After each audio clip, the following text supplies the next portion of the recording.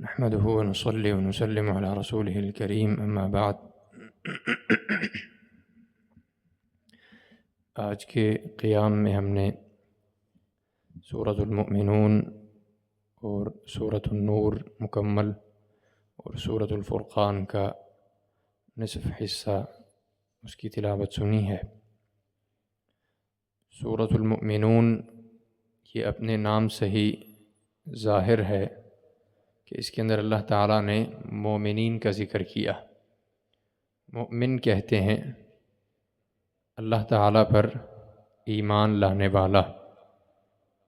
حضرت جبریل علیہ السلام نبی صلی اللہ علیہ وسلم کے پاس تشریف لائے اور انہوں نے کہا کہ من الاسلام، اسلام کیا ہے؟ نبی صلی اللہ علیہ وسلم سے پوچھا۔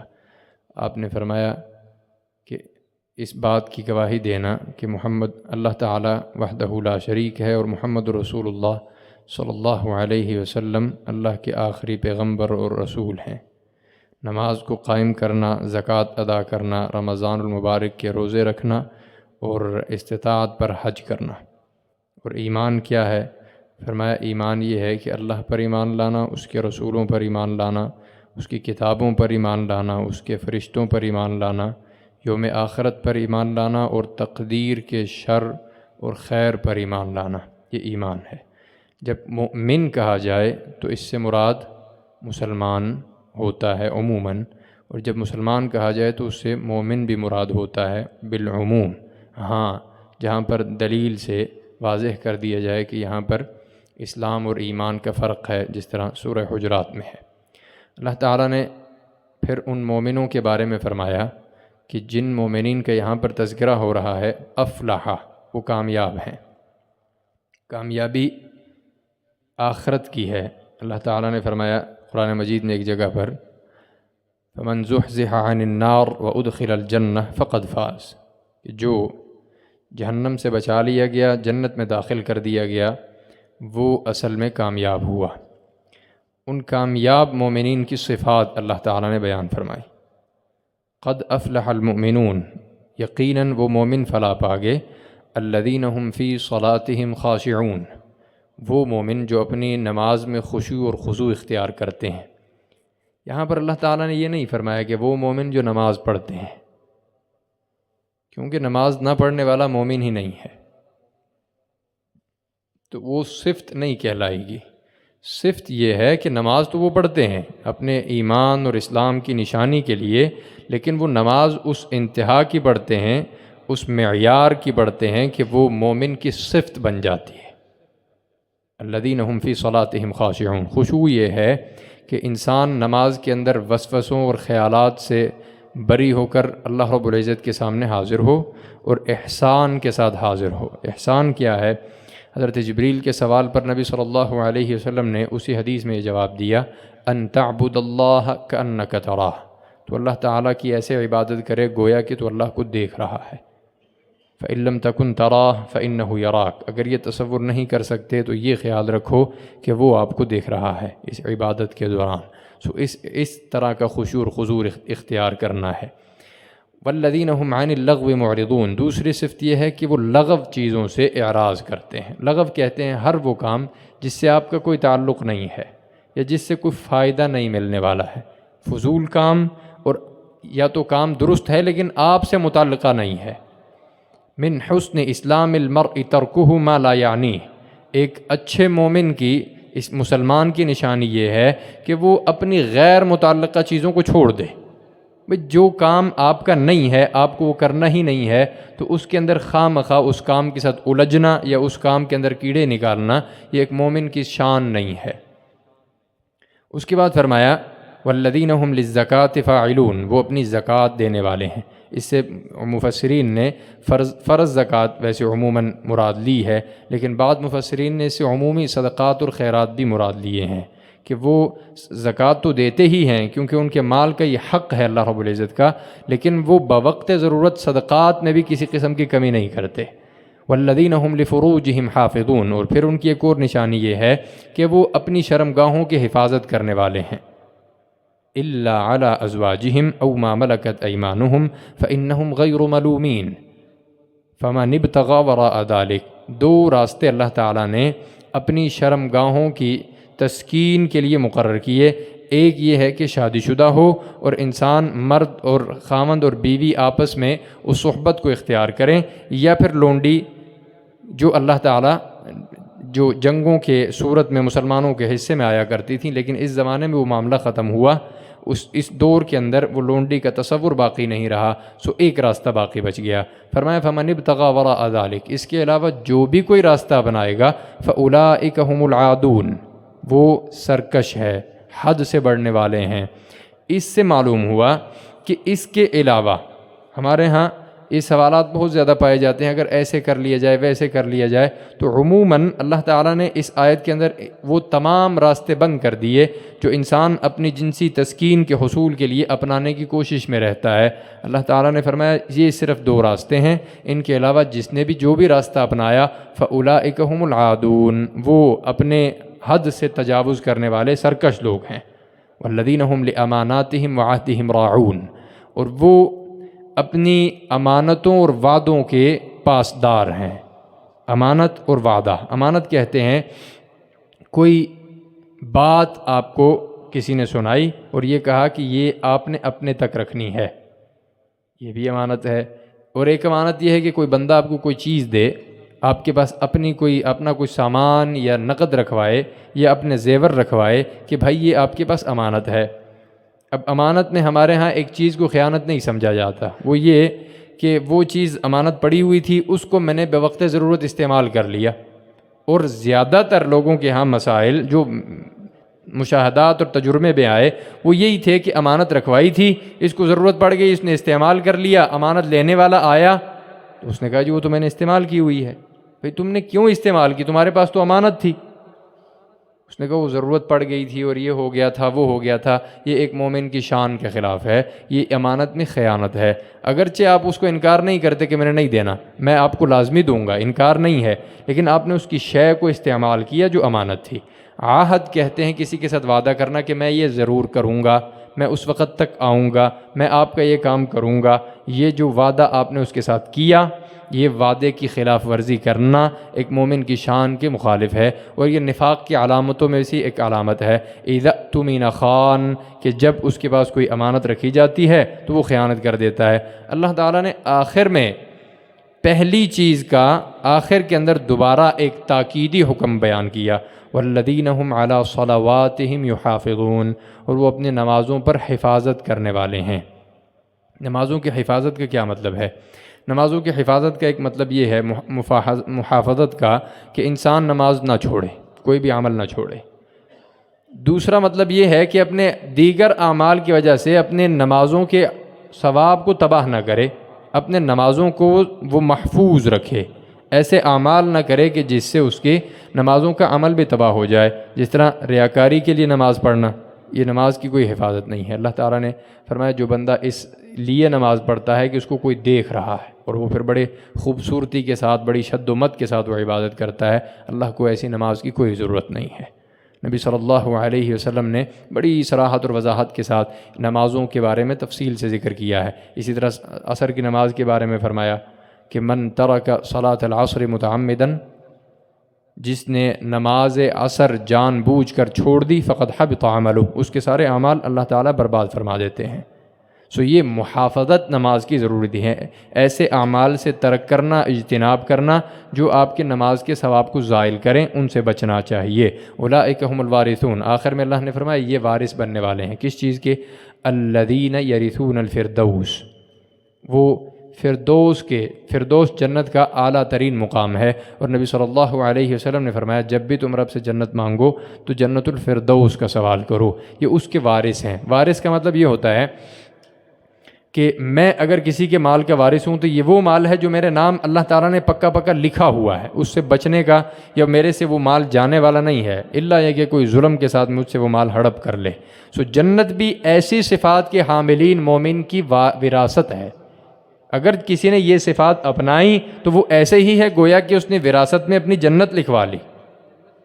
سو اس ان تمام صفات کو اپنانے اور ان کے مطابق اپنی زندگی کو ڈھالنے کی ضرورت ہے۔ اس کے بعد سورہ نور ہے، مختصراً میں آپ کے سامنے عرض کیے دیتا ہوں۔ سورۃ النور عموماً خواتین، گھریلو اور اس کے علاوہ گھر کے آداب اور عموماً معاشرتی آداب سے متعلق اس صورت کے اندر بڑی تفصیل کے ساتھ اللہ تعالیٰ نے احکامات نازل فرمائے۔ حضرت عمر رضی اللہ تعالیٰ عنہ کے بارے میں تفسیر قرطبی میں منقول ہے کہ وہ اپنے گورنران کو یہ لکھا کرتے تھے، علموا نساءکم النور، اپنی عورتوں کو سورۃ النور سکھلاؤ، اس کی تعلیم دو، اس کے اندر بیان کیے گئے احکامات کے بارے میں ان کو آگاہ کرو۔ بنیادی طور پر سورۃ النور کی اہمیت سب سے زیادہ اس لیے ہے کہ اس کے اندر واقعہ افک بیان ہوا۔ افک کہتے ہیں وہ واقعہ جس میں حضرت عائشہ صدیقہ رضی اللہ تعالیٰ عنہ پر بہتان لگایا گیا۔ نبی صلی اللہ علیہ وسلم غزوہ بنی مصطلق، جس کو مرائسیع بھی کہتے ہیں، اس سے واپسی پر مدینہ سے کچھ دور آپ نے پڑاؤ ڈالا، اور جب وہ اٹھ کر صبح وہاں سے جانے لگے تو حضرت عائشہ صدیقہ کا اونٹنی پر ایک ہودج رکھا ہوا تھا، جس طرح بھگی نما ہمارے ہاں کسی زمانے تک ہوتی تھی، آج کل شادیوں میں بھی وہ چلتی ہیں کہ ایک گھوڑے کے پیچھے ٹانگا لگا ہوتا ہے، اس کے اوپر ایک بھگی لگی ہوئی ہوتی ہے، گویا کہ وہ گاڑی ہے۔ اسی طرح اس زمانے میں اونٹنیوں کے اوپر ہودج رکھے جاتے تھے جن کے اندر خواتین اور مستورات سوار ہوتی تھیں۔ حضرت عائشہ اس کے اندر سوار تھیں، لیکن حضرت عائشہ نے اس دوران وہاں پر جب قضاء حاجت کے لیے کہیں گئیں تو ان کے گلے سے ایک ہار گم ہو گیا۔ جب وہ ہار گم ہوا تو اپنے ہار کی تلاش میں نکلیں اور پیچھے سے پڑاؤ اٹھ گیا، صحابہ اکرام جانے لگے، ہودج کو اٹھا کر اونٹنی پر رکھ دیا گیا، اٹھانے والوں کو محسوس نہ ہوا کیونکہ حضرت عائشہ کا وزن اس قدر زیادہ نہیں تھا، انہوں نے سوچا کہ حضرت عائشہ اس کے اندر ہیں۔ وہ قافلہ چلا گیا، حضرت عائشہ جب واپس لوٹیں تو انہوں نے دیکھا وہاں پر کوئی نہیں ہے، تو وہ وہاں پر اس خیال کے ساتھ بیٹھ گئیں کہ کوئی نہ کوئی جب ان کو پتہ لگے گا کہ ہودج خالی ہے تو وہ واپس آ جائیں گے۔ جب وہ وہاں پر بیٹھ گئیں تو ایک صحابی جن کا نام حضرت صفوان بن معطل ہے وہ تشریف لائے۔ ان کی ذمہ داری یہ تھی کہ وہ پیچھے رہ جانے والے ساز و سامان کو اکٹھا کر کے قافلے کو جا کر دے دیتے تھے۔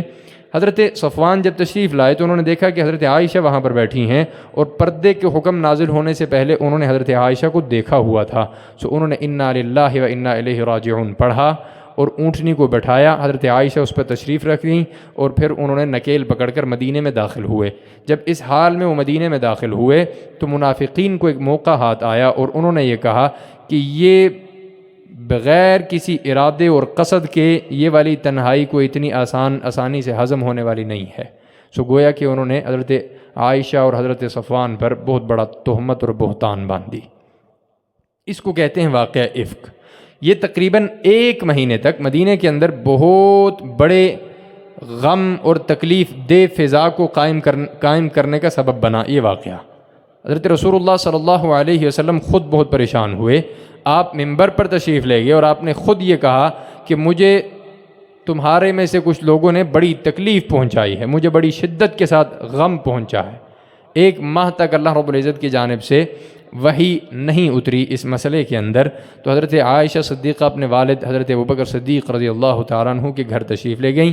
فرماتی ہیں کہ میرا رو رو کر برا حال تھا اور مجھے نیند بھی نہ آتی تھی، تو ایک دن میرے والد اور والدہ تشریف لائے، انہوں نے کہا کہ اگر کوئی ایسا معاملہ ہے تو تم نبی صلی اللہ علیہ وسلم سے معافی مانگ لو۔ حضرت رسول اللہ صلی اللہ علیہ وسلم بھی دیگر لوگوں سے مشاورت کرنے لگے۔ فرماتے ہیں کہ ایک دن نبی صلی اللہ علیہ وسلم ہمارے گھر میں تشریف رکھتے تھے اور آپ کی حضرت عائشہ کی والدہ اور والد بھی وہاں پر تشریف فرما تھے، تو حضرت رسول اللہ صلی اللہ علیہ وسلم نے حضرت عائشہ سے کہا، اے عائشہ دیکھو اگر کوئی غلطی ہوئی ہے تو اللہ تعالیٰ معاف کرنے والا ہے، تم اپنی غلطی کو اقرار کر کے اللہ سے معافی مانگ لو، اور اگر ایسا معاملہ نہیں ہے تو پھر اللہ تعالیٰ تمہاری توبہ کو نازل کر دے گا۔ اس طرح حضرت عائشہ کو ان کے والدین نے کہا کہ تم کوئی بات کرو۔ انہوں نے کہا میں کیا بات کروں؟ حضرت عائشہ فرماتی ہیں اسی دوران نبی صلی اللہ علیہ وسلم میرے پاس تشریف فرما تھے، آپ نے اللہ تعالیٰ نے آپ پر یہ وحی نازل فرمائی، ان الذین جاؤوا بالافک عصبۃ منکم، جو تم میں سے تہمت کے ساتھ ایک گروہ نے تہمت لگائی ہے، لا تحسبوہ شرا لکم، اس کو اپنے لیے برا نہ سمجھو، بل هو خیر لکم، یہ تمہارے لیے بہت بہتر ہے۔ کیوں؟ یہ وہ واقعہ تھا جس بنیاد پر خانوادہ ابوبکر صدیق رضی اللہ تعالیٰ عنہ اور بالخصوص حضرت عائشہ کی بہت بڑے کردار کی گواہی اللہ تعالیٰ نے نازل فرمائی۔ حضرت رسول اللہ صلی اللہ علیہ وسلم نے حضرت عائشہ سے کہا، اے عائشہ خوش ہو جاؤ، اللہ نے تمہاری برات نازل فرمائی ہے۔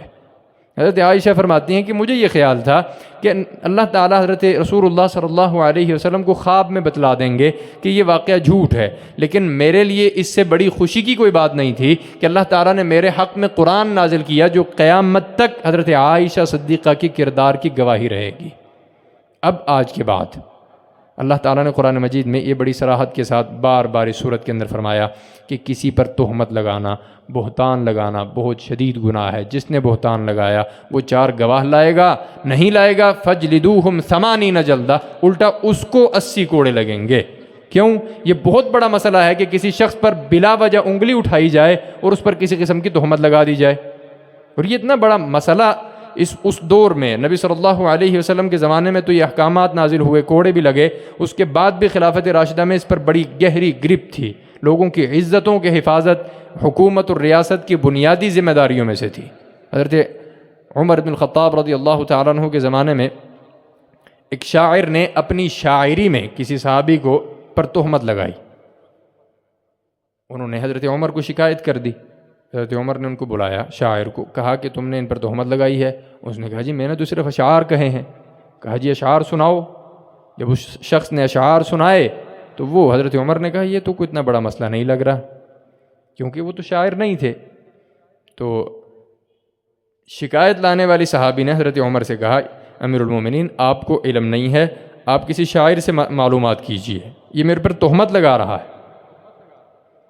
سو حضرت حسان ابن ثابت کو بلایا گیا اور ان کے سامنے وہ اشعار پڑھے گئے۔ جب انہوں نے اشعار پڑھے تو حضرت حسان ابن ثابت نے حضرت عمر سے کہا امیر المؤمنین یہ شخص تہمت نہیں، یہ الٹا یہ بہتان لگا رہا ہے اور بڑی خطرناک بہتان لگا رہا ہے۔ حضرت عمر نے اس شخص کو اٹھوا کر جیل میں پھینک دیا، کہا کہ آج کے بعد مسلمان تیری زبان سے مسلمانوں کی عزت کی حفاظت میں کروں گا۔ یعنی وہ اس حد تک مسلمان اس مسئلے کے اندر انتہائی حساس تھے، اور اللہ تعالیٰ نے ان آیات میں یہ نازل کیا کہ جب تم کسی کے منہ سے ایسی کوئی بات سنو کہ وہ آپ کے کسی جاننے والے دوست احباب، کسی رشتہ دار، کسی خاندان کی کسی خاتون کے بارے میں کوئی بلا وجہ ایسی بات کہہ دے، تو تمہارے لیے ضروری ہے کہ تم اس کو رد کرو، اس کی تردید کرو، جب تک کہ وہ 4 گواہ نہیں لے کر آتا۔ اگر اس کے پاس 4 گواہ نہیں ہے، واقعہ جس قدر حقیقت پر مبنی ہو، اللہ کے ہاں وہ جھوٹوں میں سے ہے، اور جھوٹے اللہ کے ہاں کامیاب نہیں ہوتے، ان پر اللہ کی لعنت ہوتی ہے۔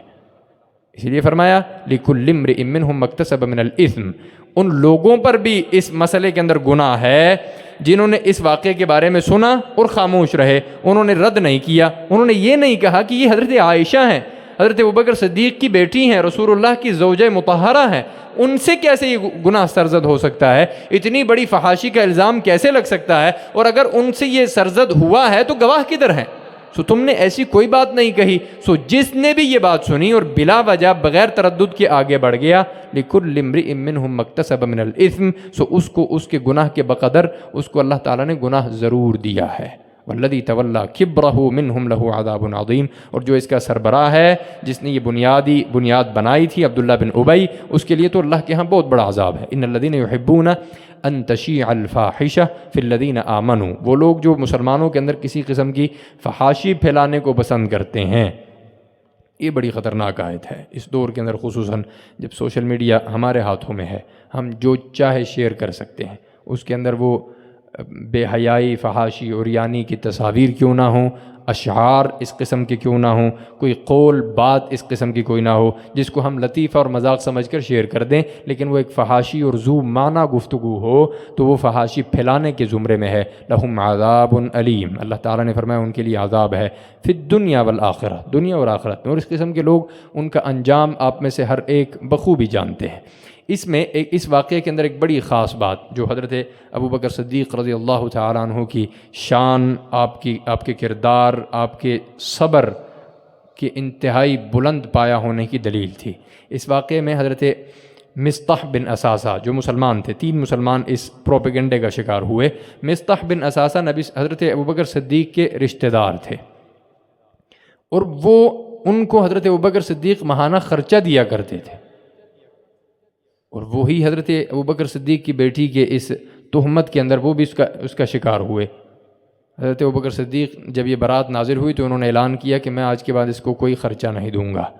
اللہ تعالیٰ نے قرآن مجید میں برات نازل کرنے کے بعد فرمایا وَلَا يَأْتَلِ أُولُو الْفَضْلِ مِنْكُمْ وَالسَّعَةِ أَنْ يُؤْتُوا أُولِي الْقُرْبَى وَالْمَسَاكِينَ وَالْمُهَاجِرِينَ فِي سَبِيلِ اللَّهِ وَلْيَعْفُوا وَلْيَصْفَحُوا، کہ جو تم میں سے صاحب فضل افراد، اولو الفضل، سب سے پہلے حضرت ابوبکر صدیق کی یہ شان ہے کہ اللہ تعالیٰ نے ان کو اولو الفضل کہا، جو تم میں سے اولو الفضل حضرات اپنے قرابت داروں کو، مساکین کو اللہ کے لیے کوئی خرچہ دیا کرتے تھے، فَلْيَعْفُوا وَلْيَصْفَحُوا، اس کو مت روکو، ان کو معاف کر دو، درگزر کرو۔ اَلَا تُحِبُّونَ أَن يَغْفِرَ اللَّهُ لَكُمْ، کیا تم پسند نہیں کرتے کہ اللہ تعالیٰ اس کے بدلے میں تمہیں معاف کر دے؟ حضرت ابوبکر صدیق نے جب یہ آیت سنی تو انہوں نے کہا کہ یا اللہ میں اس بات کو پسند کرتا ہوں کہ تو ہمیں معاف کر، میں بھی مصطح کو معاف کرتا ہوں۔ اور یہ بہت بڑی جرت کی بات ہے کہ کوئی بندہ اپنی بیٹی پر، اور وہ بھی اتنی بڑی تہمت کہ پورے مدینہ اور پوری اسلامی ریاست 1 ماہ تک شدید کرب اور غم کی کیفیت سے گزر رہی ہو، اور آپ اس بندے کو اللہ کی ایک حکم کی وجہ سے معاف کر دیں، تو یہ جرت، یہ صبر، یہ امتحان، یہ صحابہ کرام کے ہی لائق تھا۔ اور اسی لیے اللہ تبارک و تعالی نے مسلمانوں کو صحابہ کرام کے ایمان کے مثل ایمان لانے کا حکم دیا۔ اللہ تعالیٰ مجھے اور آپ کو قدم بقدم محمد رسول اللہ صلی اللہ علیہ وسلم کے دین اور صحابہ کرام کے نقش قدم پر چلنے کی توفیق عطا۔